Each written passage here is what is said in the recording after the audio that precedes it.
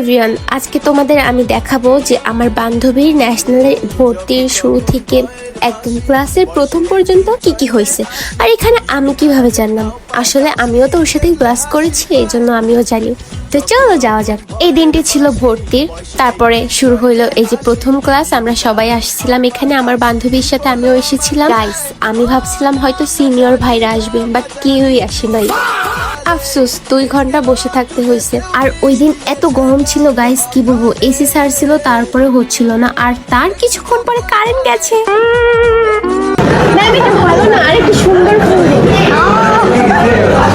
হ্যাঁ, এই গরমের মধ্যে ম্যাম আমাকে ভালো ফুল না দিয়ে আমাকে ঠকাবে, তা হবে না। এই জন্য আমি ভালোভাবে বলে তারপরে নিয়েছি সুন্দর একটি ফুল। ক্লাসের কিছুই হয়নি, জাস্ট স্যাররা বক্তব্য দিয়েছে এইটুকুই। তারপরে সবাই চলে আসলাম বাইরে ফটোশুট করতে। আর এর মধ্যে দেখি এর মধ্যেই আমার সব কলেজ ফ্রেন্ডরা আসলো, সবাই মিলে একটু গসিপ করছি। তার মধ্যেই বৃষ্টি চলে আসছে।